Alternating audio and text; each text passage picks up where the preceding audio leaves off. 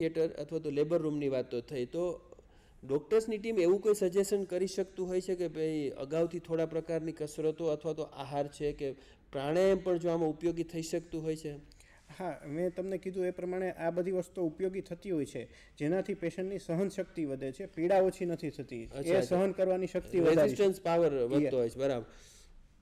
તો સાહેબ, એક કોઈ એવો દર્દી આવે આપની પાસે, સહનશીલ દર્દી હોય, અને સર્જન પાસે ખાસ કરીને કે ભાઈ મારે ઓપરેશન કરાવવું છે અને મારે એનેસ્થેસિયા નથી દેવું, તો એ ખરેખર શક્ય બનતું હોય છે? નાની પ્રોસિજરો જે હોય છે એ કદાચ શક્ય બને કે સહન શક્તિ, પણ મેજર ઓપરેશન જે હોય છે કે પેટના ઓપરેશન હોય છે કે હાડકાના ઓપરેશન હોય છે એ એનેસ્થેસિયા વગર શક્ય નથી. એટલે એનાથી સહન ન થઈ શકે એવું બનતું હોય ને? બરાબર ને? ફરી એક દર્શક સાથે આપણે વાત કરી લઈએ. હેલો. હેલો, હાજી, આપ કોણ? હું દિવ્યાબેન તાપ બોલું છું. હા, બોલો દિવ્યાબેન. આપણે આ પ્રસૂતિ પછી જે પેટ વધવાની તકલીફ થાય એમાં કઈ થઈ શકે કે ન થઈ શકે? ના, પણ એ બેઝિકલી ગાયનેકોલોજીસ્ટનો પ્રશ્ન છે, પણ છતાં કહું કે એ કસરતો, વિવિધ પ્રકારની કસરતો આજકાલ ફિઝિયોથેરાપી સજેસ્ટ કરતા હોય છે, એ કરવાથી થઈ શકે છે. અચ્છા સાહેબ, એટલે ઘણી બધી મહિલાઓને તકલીફ હોય છે કે પ્રસૂતિ પછી થોડું કદાચ પેટ રહી જતું હોય, તો એવી રીતે એની ટૂંકમાં ફિઝિયોથેરાપિસ્ટ ચોક્કસ પ્રકારની કસરતો કરાવે તો એ શક્ય બનતું હોય છે. બરાબર. તો સાહેબ, પ્રસૂતા મહિલાને જ્યારે એનેસ્થેસિયા આપવામાં આવે, બરાબર, આપની માર્ગદર્શનમાં, આપની નિષ્ઠામાં, બરાબર, તો આવનાર જે બાળક છે, જાતક, એને ખરેખર કોઈ જાતનું ખોટખાપણ રહી જવાની કે એવી શક્યતા ખરી? સિઝરિયન વખતે રૂટીનલી નોર્મલ પેશન્ટમાં સ્પાઇનલ એનેસ્થેસિયામાં સર્જરી કરવામાં આવતી હોય છે. સ્પાઇનલ એનેસ્થેસિયામાં સર્જરી કરવાથી બાળકને કોઈ નુકસાન નથી થતું, પણ અમુક ચોક્કસ પ્રકારના કેસ, દાખલા તરીકે પેશન્ટને આંચકી આવતી હોય અથવા તો ખૂબ બ્લડ પ્રેશર હોય, તો એ પ્રકારના પેશન્ટને જનરલ એનેસ્થેસિયા આપવું પડે છે. એ ટાઈપના એનેસ્થેસિયામાં આપવામાં બાળક જન્મા પછી થોડી 15-20 મિનિટ માટે એવું કહી શકાય કે એને થોડું એનેસ્થેટિક એજન્ટની ઇફેક્ટ હોય છે, પણ એ આજકાલ જે નિયોનેટલ કેર સારી થઈ ગઈ છે એનાથી કોઈ પ્રોબ્લેમ થતો નથી. સાહેબ, આપણે કીધું કે ભાઈ જે સ્પાઇનલમાં તમે આપતા હો ને ઇન્જેક્શન, એટલે ટૂંકમાં એમાં એવો પ્રોબ્લેમ નથી થતો, પણ તાણ આંચકીની જે આપણે વાત કરી કે એવા પેશન્ટ હોય તો એને તમારે જનરલ એનેસ્થેસિયા આપવું પડે, તો એ તાણ આંચકીનો રોગ છે કે નહીં એ તમને કેવી રીતે ખબર પડતી હોય છે? એ ઓપરેશન વખતે જ્યારે પેશન્ટ આવે ત્યારે હિસ્ટ્રી લઈએ તો એ લોકોની જે રેગ્યુલર ગાયનેકોલોજીસ્ટ આગળ ચેકઅપ કરતા હોય તો એ હિસ્ટ્રી લખેલી જ હોય છે, અને પેશન્ટ પણ આંચકી કે ખેંચ કે આવેલી હોય તો તરત જાણ કરતું હોય છે. અચ્છા, તો એવા પેશન્ટને તમારે પહેલેથી જ જનરલ આપવો પડે કે તમે એમાં પણ રાહ જોતા હો છો લોકલ આપીને પછી? ના, જનરલ એનેસ્થેસિયામાં જે ટાઈપની સર્જરી કરવી પડે. તો સાહેબ, આપણે જે ખાસ કરીને મેલ મેમ્બર છે, પુરુષો, આપણે તો એને એવા કયા ઓપરેશન હોય છે જેમાં આપણે એનેસ્થેસિયાની વધુ જરૂર પડે એમ? દરેક પ્રકારના ઓપરેશનમાં એનેસ્થેસિયા વગર રૂટીનલી હવે કોઈ પ્રોસિજર થતી હોતી નથી. કોઈ પણ નાનું ઇન્સિઝન મૂકવું હોય તો પણ એનેસ્થેસિયા, લોકલ એનેસ્થેસિયા આપીને થતું હોય છે. ઇવન આંખના ઓપરેશન પણ ટીપા નાખીને થતા હોય છે. તો બધા ઓપરેશનમાં એનેસ્થેસિયા વગર કોઈ ઓપરેશન યુઝ્યુઅલી શક્ય નથી. સાહેબ, આપે કીધું કે આંખના ઓપરેશન ટીપા નાખીને મીન્સ ટીપા એ ઝાયલોકેન એટલે કે જે ખોટું કરવાની દવા આવતું હોય છે એના ડ્રોપ્સ નાખીને જ કેટરેક્ટના ઓપરેશનને અત્યારે થઈ શકે. એટલે એ આંખનો એક પર્ટિક્યુલર એટલો જ ભાગ ખોટો. આંખના ઓપરેશન પણ ટૂંકમાં એક પ્રકારનું એનેસ્થેસિયા આપીને જ કરવામાં આવે છે. અચ્છા.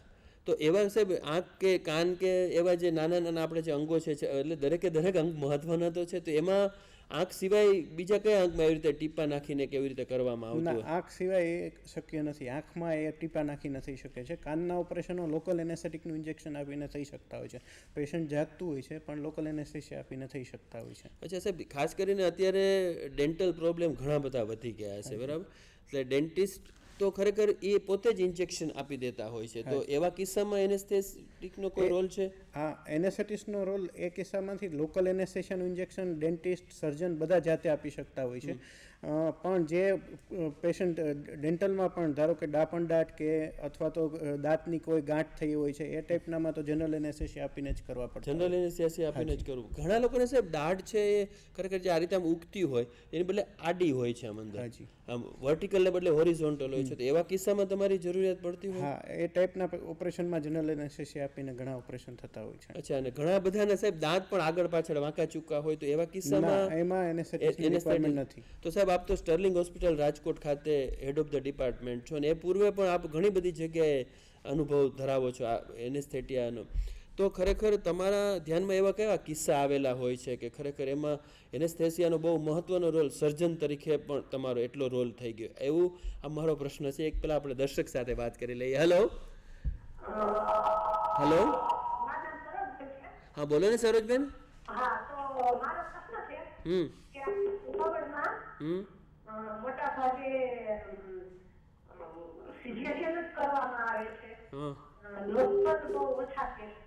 તો અચ્છા એ લેવું કારણ પ્રાઇવેટમાં કોઈ શું કહેવાય કે ભાઈ વ્યાપ એવું છે કે બહેનોમાં શક્તિ ઘટી ગઈ છે. હા હા તો અચ્છા, એટલે સાહેબ આ બેન આપણને એવું પૂછે છે કે કેમ બહેનોમાં સહનશક્તિ ઘટી ગઈ છે? શક્તિ ઘટી ગઈ છે અને એ સિઝેરિયન કરવું કે ના કરવું એ ગાયનેકોલોજીસ્ટનો ડિસિઝન હોય છે. બેઝિકલી અત્યારના લોકોને અગત્ય એ છે કે બાળક અને મા બંને નોર્મલ હોવા જોઈએ, કે ડિલિવરી પછી કોઈને તકલીફ ના થવું જોઈએ, બાળક પણ સારું હોવું જોઈએ. એ માટે સિઝેરિયન તરફ વધુ જઈ રહ્યું છે. તો સાહેબ આપણે ગયા વર્ષની વાત કરીએ તો ગયા વર્ષે જે 11 નવેમ્બર 2011ની જે તારીખ હતી એ દિવસે ઘણા બધા લોકોએ પ્રસૂતિ કરાવી સિઝેરિયન કરાવીને. તો ખરેખર એમાં એ ડિસિઝન એ લોકોનું સાચું હતું એમ? ફૂલ ટર્મ પ્રેગ્નન્સી થઈ ગઈ હોય તો એ ટાઈમે ડિલિવરી કરાવી બરાબર છે. અધરવાઇઝ વહેલા કરાવી નાખવું, બાળકનો પૂરતો વિકાસ ના હોય તો યોગ્ય નથી. તો યોગ્ય નથી ને કે કોઈ તારીખ પર્ટિક્યુલર કે તિથિ છે એને આપણે વળગી રહીને ખરેખર બાળકને અથવા તો પ્રસૂતાને નુકસાન કરતા હોય છે. સાહેબ મારો પ્રશ્ન એ હતો કે સ્ટર્લિંગ હોસ્પિટલ રાજકોટ ખાતે આપ હેડ ઓફ ધ ડિપાર્ટમેન્ટ છો, એ પૂર્વે ઘણી બધી જગ્યાએ આપ ઓપરેશન થિયેટરની મુલાકાતને તમે એ રીતે સર્જનને એસિસ્ટ કરેલા છે. તો એવા કયા કિસ્સા છે ખરેખર કે એમાં તમારો બહુ મહત્વનો રોલ હોય ને તમને પણ જોબ સેટિસ્ફેક્શન થયું એમ? એવો એક કિસ્સો હું યાદ કરું તો એક બાળક જે તાજું જન્મેલું બાળક હતું, જે કચ્છના ગામડામાં એનો જન્મ થયો હતો. એ બાળકને શ્વાસનળી અને અન્નનળી જોડાયેલી હતી. હવે ગામડામાં કોઈ આયાબેને જ ખરેખર ડિટેક્ટ કર્યું, જે બહુ સારું કહેવાય. એ ડિટેક્ટ કરીને એણે તાત્કાલિક ભુજ રવાના કર્યા. ભુજ મોકલ્યા પછી તાત્કાલિક અહીંયા રાજકોટ આવી ગયા. એ બાળકનું ઓપરેશન પૂરું થઈ ગયું. ઓપરેશન પૂરું થવાની તૈયારી હતી ને એ જ વખતે એનું હૃદય બંધ થઈ ગયું. રૂટીનલી આ ટાઈપના કિસ્સામાં રિકવરી ઓછી થતી હોય છે. અમે 15 મિનિટ મહેનત કર્યા પછી હૃદયનું ફરીથી ચાલુ થયું. આ ટાઈપના કિસ્સામાં અમને એવી ચિંતા હોય છે કે બાળકના મગજના નુકસાન થઈ ગયું હશે કદાચ, પણ એ બાળક ટોટલી નોર્મલ થઈ ગયું. એ બાળક અમને 1 વર્ષ સુધી ફોલોઅપમાં પણ નહોતું આવ્યું, એટલે અમને એવું હતું કે કંઈ તકલીફ હશે. પણ વર્ષ પછી લકીલી ફોલોઅપમાં આપ્યું ને ત્યારે એને જોયું ત્યારે અમને ખરેખર ખૂબ ખુશી થઈ. બરાબર. તો સાહેબ આપે કીધું કે એનું હૃદય બંધ પડી ગયું હતું 15 મિનિટ. તો 15 મિનિટ આપણે જે પ્રયત્ન કર્યા એ ખરેખર કેવા પ્રકારના પ્રયત્ન હતા? 1 મિનિટ આપણે આ વાત રાખીએ છીએ, એક દર્શક સાથે પણ જરાક સંવાદ સાધી લઈએ. હેલો હેલો, હાજી આપ કોણ?